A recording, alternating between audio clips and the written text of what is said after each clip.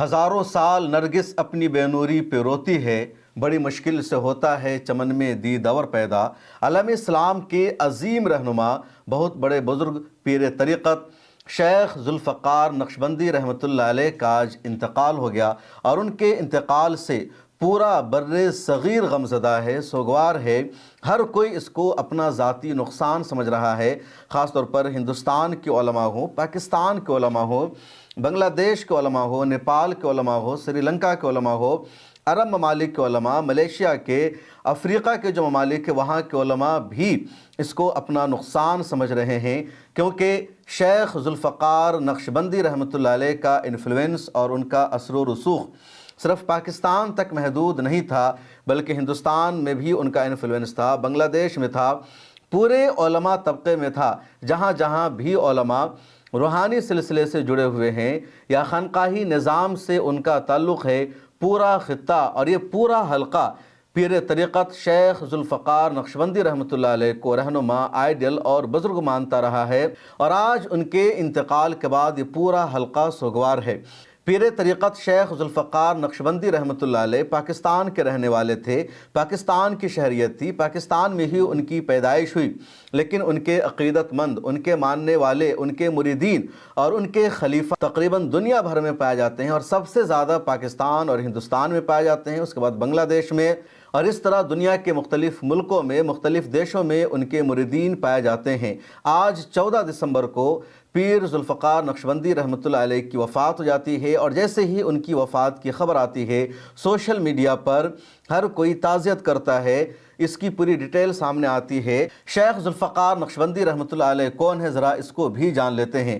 آپ کو جان کر یقیناً حیرانی ہوگی کہ ہزاروں علماء کے شیخ، ہزاروں علماء بلکہ لاکھوں علماء جن کو اپنا شیخ مانتے ہیں، جن کو اپنا رہنما مانتے ہیں، جن کے بتائے ہوئے راستے پر چلتے ہیں، جن کی وہ بیعت کرتے ہیں، وہ خود عالم دین نہیں تھے بلکہ انجینئر تھے۔ جی ہاں، شیخ ذوالفقار نقشبندی رحمۃ اللہ علیہ نے مدرسے میں تعلیم حاصل نہیں کی تھی، فضیلت کی ڈگری انہوں نے نہیں لی تھی، بلکہ اسکول میں انہوں نے تعلیم حاصل کی تھی، کالج میں انہوں نے تعلیم حاصل کی تھی، پھر وہ انجینئر بنے،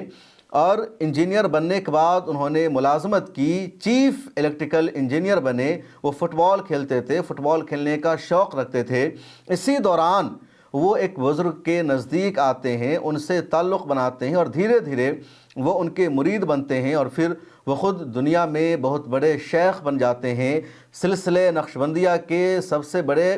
شیخ کے طور پر ان کو جانا جاتا ہے، لاکھوں علماء ان کے مرید بن جاتے ہیں، اور آج جب ان کی وفات ہوئی تو پورا خطہ، پورا علاقہ سوگوار ہے۔ پیر طریقت شیخ ذوالفقار نقشبندی رحمۃ اللہ علیہ کے تعلق سے ویکیپیڈیا پر، انٹرنیٹ پر یا ان کے مریدین سے جو ہمیں جانکاری ملی ہے اس کے مطابق یہ کہ 1 اپریل 1953 کو شیخ ذوالفقار نقشبندی رحمۃ اللہ علیہ کی ولادت ہوتی ہے پاکستان میں۔ پاکستان کا بہت ہی اہم صوبہ ہے پنجاب، اور پاکستان میں ایک شہر ہے جس کو جھنگ کہا جاتا ہے۔ جھنگ شہر میں پیر ذوالفقار نقشبندی رحمۃ اللہ علیہ کی ولادت ہوئی۔ وہاں کے ہی ایک اسکول میں انہوں نے تعلیم حاصل کی، کالج میں انہوں نے تعلیم حاصل کی، اور الیکٹریکل انجینئرنگ کی ڈگری انہوں نے 1972 میں حاصل کی۔ اس کے بعد پہلے وہ اپیرنس الیکٹریکل انجینئر بنے، پھر بعد میں اسسٹنٹ الیکٹریکل انجینئر بنے، اس کے بعد وہ چیف الیکٹریکل انجینئر کے عہدہ پر پہنچ گئے۔ اسی دوران اس علاقے میں ایک بزرگ تھے جن کا نام ہے سید زاور حسین شاہ، ان سے ان کا تعلق ہو گیا، ان کے پاس آنے جانے لگے، ان سے وظائف لینے لگے، اور یہاں آنے سے پہلے پیر ذوالفقار رحمۃ اللہ علیہ فٹ بال بھی کھیلتے تھے، لوکل ٹیم میں کیپٹن رہے، اس کے علاوہ سوئمنگ کے بھی شوقین تھے، اور سوئمنگ کے بھی کیپٹن رہے، چیمپئن بھی رہے۔ اس دوران انہوں نے ابتدائی دینی تعلیم حاصل کی تھی، ناظرہ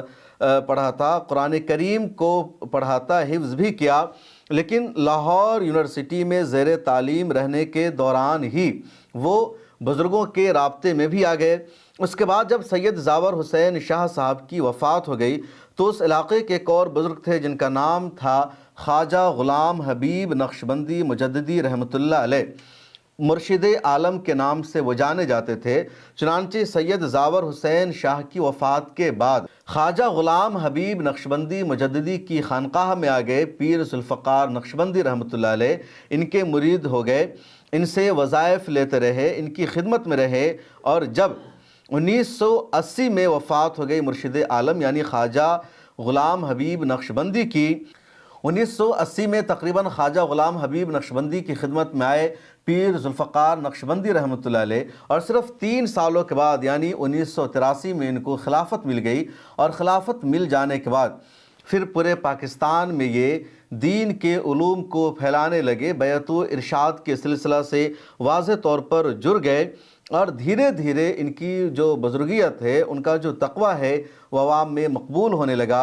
اور پھر اپنے شیخ کی وفات کے بعد یہی سب سے بڑے اس سلسلہ کے شیخ بن گئے، اور ان کا اثر صرف پاکستان تک محدود نہیں رہا بلکہ انڈیا میں بھی محدود رہا، اور انڈیا میں بھی بڑے بڑے مدارس کے علماء ان کے خلیفہ ہیں، ان کے مرید ہیں۔ سال 2011 میں جب پیر ذوالفقار نقشبندی رحمۃ اللہ علیہ نے انڈیا کا دورہ کیا تو جہاں بھی وہ جا رہے تھے، جہاں بھی ان کا پروگرام ہو رہا تھا، ہزاروں کی بھیڑ اکٹھا ہو رہی تھی۔ دیوبند گئے اور تقریباً وہاں لاکھوں کی بھیڑ ہو گئی۔ دلی میں آئے، یہاں ان کا ایک پروگرام ہوا جامعہ نگر کے علاقے میں، اور یہاں بھی ہزاروں لوگوں کی بھیڑ تھی۔ بنگلور گئے، وہاں بہت بڑا پروگرام ہوا۔ حیدرآباد گئے، وہاں بہت بڑا پروگرام ہوا، لاکھوں لوگ ان سے مرید ہوئے۔ رمضان المبارک کے مہینہ میں مسجد نبوی میں ان کی مجلس لگتی ہے، اور وہاں دنیا بھر کے لوگ جاتے ہیں عمرہ کے ارادے سے، اور پیر ذوالفقار نقشبندی رحمۃ اللہ علیہ سے وہ ملتے تھے، ان کی مجلس سے استفادہ کرتے تھے۔ اسی طرح پیر ذوالفقار نقشبندی رحمۃ اللہ علیہ کی مجلس پہلے زامبیا میں لگتی تھی، اس کے بعد ملیشیا میں لگنے لگی،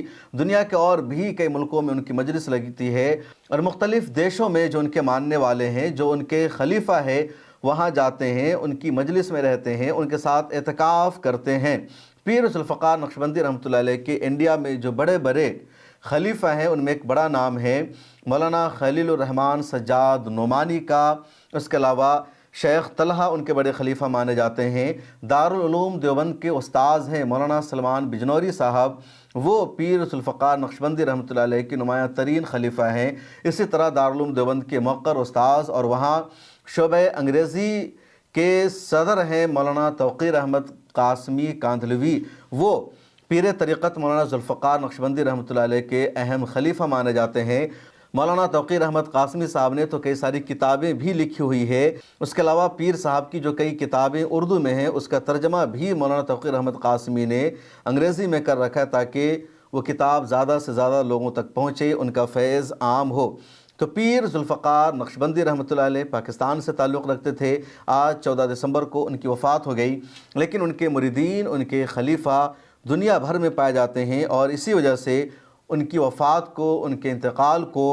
ایک اہم خسارہ بتایا جا رہا ہے۔ اس ویڈیو میں اتنا ہی، آپ سے گزارش ہے یہ ملت ٹائمز کا چینل ہے ملت ٹی وی اردو، اسے سبسکرائب کر لیجئے اور زیادہ سے زیادہ لوگوں سے اس کا لنک شیئر کیجئے۔ پھر ملاقات ہوگی۔